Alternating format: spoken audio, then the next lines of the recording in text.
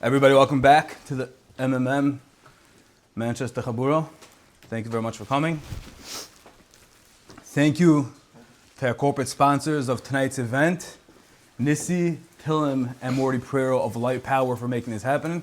Thank you to Menachem Sussman of MI Car Leasing for the corporate pickup. We couldn't do it without you guys. Thank you very much. For future sponsorships, dedications, please feel free to reach out to my rabbi over here at the left, and we'll take care of you. We'll make this happen. Okay. So over the past few weeks, we definitely spoke a lot about the upcoming. We're not at Shalish Akbala yet, but we're almost there. Should take a break for the cookies? Enjoy. Wow. So we spoke a lot about the upcoming Yontif of Shavuos, Kabbalah Satira. There's a lot to do, a lot to unpack. But I want to share something that happened today. Light power spill. Mazel tov of Simchas. So I want to share something that happened today. I think it really hits home. I think really it'll give some perspective for all of us. It certainly did for myself. I'm going to be open, transparent, because just the best way to do it. And while I have some things typed up over here, I think they say that Dvarm hayotzim in alev nechnasim al alev. So I'll tell you what happened today. So I am part of an organization called Olami. Olami is an international, amazing, incredible kibbutz organization. So I had a chavrusa with one of my young professionals that I learn with. So it was actually two. We had like a little meeting today, and we were talking about the inning was Shavuos. And he asked me, caught me off guard. We weren't supposed to talk about Shavuos. We were supposed to put something else, learn a different sefer. And he just said, Rabbi, you know what? I have a question for you. He's like, tell me how we can make Shavuos relevant for 2025. And this is a guy, he's not wearing yarmulke, he's not Shomer Shabbos, he puts on tefillin sometimes, but he's basically not religious. And he put me on the spot, and I had to explain to him how Shavuos, Kimu v'Kiblu, how Nasa v'Nishma from thousands of years ago, to make it relevant, to make it soluble, to make it appealing to him and to his other friend who's a little more from than him, but also not wearing yarmulke, not Shomer Shabbos. And the truth is, they say in Gemara, they say when you're in yeshiva, they say, it's a Baal Batish kasha, which usually means that it's a bomb kasha, means it's the best kasha because it attacks the core, it attacks the basis of everything, it attacks the fundamental. And when it's such an ABC elementary kasha, we get caught up with raid and lumdus, but when it's an ABC Baal Batish kasha and you have to really address that, that's when we're most startled, when we really have to be on guard and make sure we have the proper answer. So when I was on the phone today, and I was asked this question, and these guys are not wearing yarmulkes, and they're like, how do we make Shavuos relevant for us? I had to ask Hashem for a quick prayer, for Siyata D'Shmaya, for something that will be impactful for them. And after I said to them, I think that it's mamish, I think it really captures the essence. And this is what I told them. As we know, all Yom Tovim, the Shlo, the Heilige Shlo Kaddish writes in many places, Shlo, Heilige Shlo, he writes that the Nitzoitzis HaKedusha, the energy that was present, that was available at the time of whatever Yom Tov it was, Purim, Shavuos, Pesach, Sukkot, that energy, that light, that Koyach HaKedusha, that Nitzis HaKedusha, replays itself.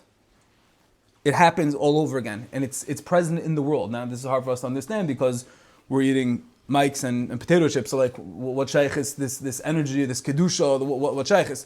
But in a ruchnistic way, we can understand that there's a kedusha, that there's the Eibishter, that there's something that permeates the entire world on a ruchnistic level. And when it comes to Kabbalah Satira, when we said Nasa v'Nishma, when the Yidden came to that level, Migila Razu, they came to this level, this secret level that the Malachim said, how did he know this secret Lashon of Malachim? We can all tap back into that. How do we do that? What's the key? What's the side? How do we say Nasa v'Nishma? We're going to do and we're going to listen. Without understanding, without hearing the laws, we're just going to jump right in. So the answer is baby steps. The answer is taking something small. And I'm going to tell you something personal, which is what I told them. There was a certain limud I used to do for a long time. And recently, like different transitions in life and whatever, we moved recently, blah, blah, blah. So it kind of dwindled, it kind of fizzled out. And we can all identify, we can all understand what this means. We had things that we used to do, then we stopped, and they were a little more schwach, and we go up and we go down. So for me personally, it was a certain limud that I really enjoyed. It was stimulating, it was every day, it was regiment. And last week, I had to go to this meeting in Pennsylvania, and I was a half hour early. And I was listening to a shir, I think it was from Rabbi Ephraim Waxman, and he was talking about the hilakite of Shavuos. If you ever heard him, he has a very roaring, powerful, overpowering, like uplifting, real inspiring voice. And he was talking about Kedusha, and how the Yidden came back, and Kimu v'Kibulu, and it's Gevaldik, and we can tap into the service, and it's real. And I got to this parking lot in Pennsylvania, and I made a cheshbon to myself. Like, right now, I have an opportunity. My dahava hava. Okay, so like for the past few months, I let up on that seder, on that limud, but right now, I have a half hour. And I don't know what's going to be tomorrow. I don't know if I'm going to have the time for it tomorrow, but right now, I have the time. Right now, I have the opportunity to take a baby step. And just being honest, I said, you know what? I can be busy for the next half hour with other things. I can even say some tehillim, but I had a real limud in Gemara that I wanted to do, and I said, you know what? Right here in front of this meeting in Pennsylvania, I said, now is the time to be mechazik.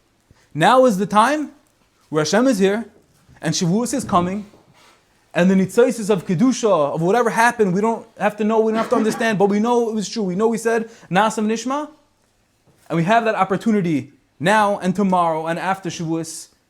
But the greatest preparation is looking around, looking at ourselves, looking in the mirror, and saying, we're the Am HaNivchar, we were chosen thousands of years ago, and again, we're going to come again on Shavuos this year, and we're going to learn all night, and we're going to show Hashem that we really care. But it's not just about Shavuos night. It's about our lifestyle. It's about ourselves as Avdei Hashem. It's about our commitment to Kadosh Baruch Hu. And with small baby steps, we can make those things happen.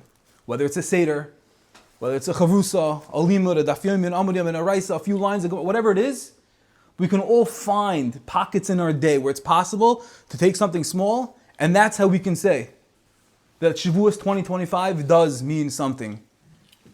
It is real. We can attach ourselves to it. And with an incredible Maisa, there's a Maisa that happened with Reb Chaim Volozhin. There was a Baruch that wanted to go learn in Volozhin. And he packed his bags. He was a young Bacher. And he took a faher by Reb Chaim Volozhin. He wasn't in yeshiva for a bunch of years.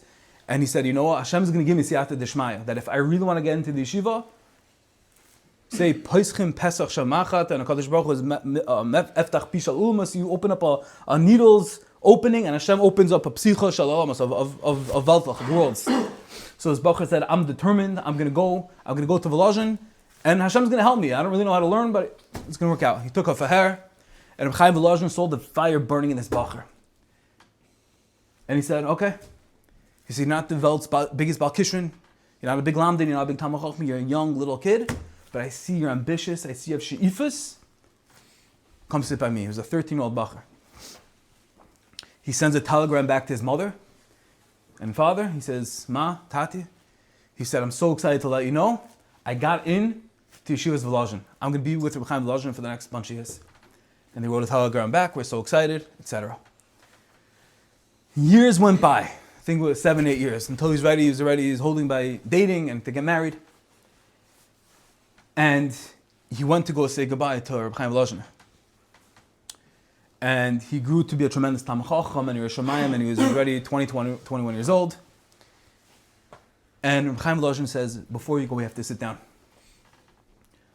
So he says, okay, let's sit down. He thought he was going to get some type of chassan shmuz, or the next step of the journey, the next leg of life, some wisdom to impart before he goes. Reb Chaim Volozhin says, come here, look at my drawer. Opens up his drawer. Inside there are 3 letters, 3 telegrams. Hear this, Maisa? There are 3 letters inside. And his Bacher is so curious. What is it? Chaim Volozhin opens up the first letter. And he shows this Bacher the letter. And it was a telegram from his mother 7 years ago. And the telegram said, "My dear Yitzi," he said, "you can't imagine what happened back in town, wherever it was in Europe." He said, "Parnasa's not going well. Tati's sick. And there's so many kids in the house and I'm not managing. Please come home." Next letter. 2 years later. "Yitzi, it's already been 2 years since we've been in touch." He said, "I don't know if you heard what happened. Tati was nifter." He said, "There's no parnasa." He said, "All the kids are struggling. We can't put food on the table. Forget about Shabbos. We can't put bread. Basics, butter, milk. We don't have it." He went on to the next letter. The final letter.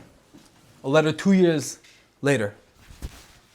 It said, "My dear Yitzhak," he said, "it's been 6 years since I spoke to you.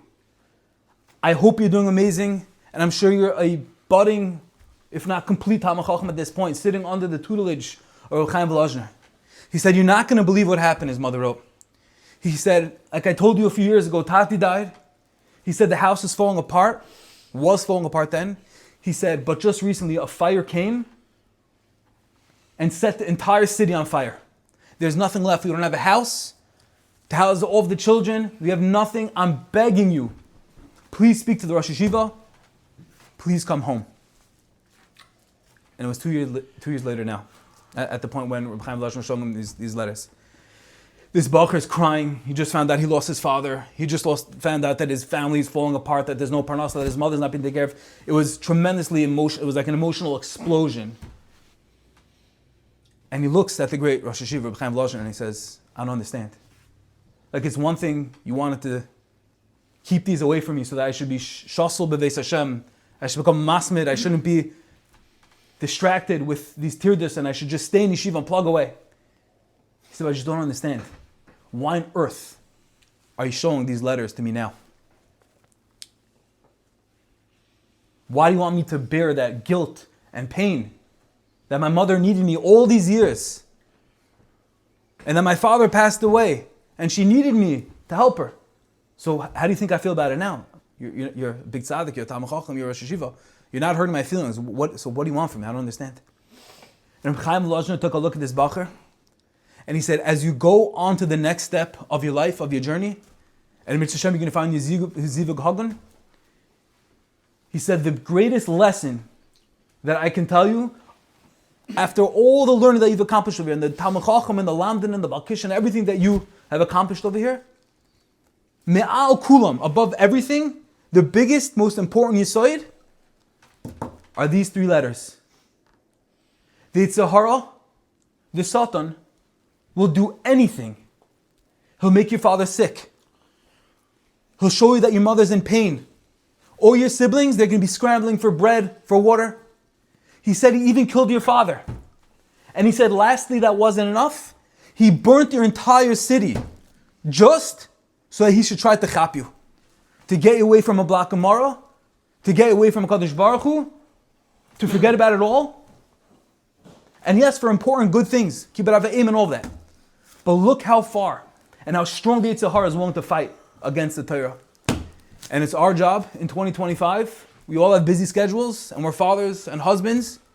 But at the same time, it's all atzas yetzer. Yes, we have jobs, and we have bosses, and we have wives and kids and parnasa to make, and families to sustain.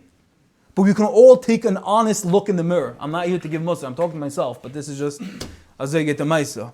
We can all take an honest look in the mirror. Are there not 5, 10, 15, 20, 30 minutes a day that we can stash away? Be makdish Shem to Hashem. Say Nasa v'nishma. Say I realize that the Torah is emes. Moshe emes v'sor say emes. The Talmud Torah Keneged Kulam. The Torah is the most important chashav zak in the entire world. It's misukum in the vash v'noifes tzufim. It's sweeter than all the honeycombs and all the goodness. We come in Mitzvah Hashem to the Shavuos with this hakara that the Torah is everything. The Torah is our bedrock, and realize how strong and how hard the Sultan is going to fight just to do the opposite, just to be misnaged, to push us away. May we all have the fortitude and the recognition that the Eibush Israel, the Torah is real, Shavuos in 2025 is real, and any Kabbalah, any step that we take towards that, towards making that a reality, bringing that to fruition, brings tremendous nachas ruach to Kadosh Baruch Hu.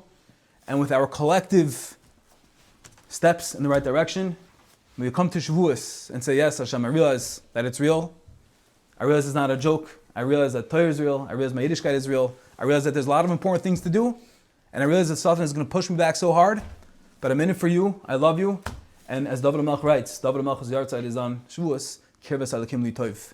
All I want, all I cleave for, all I desire is closeness, closeness, connection with the Kadosh Baruch Hu. May we be all be zeicha to that, and in turn may Hashem give us bracha v'atzlacha and an emes HaKabbalah Torah. Shkoyach.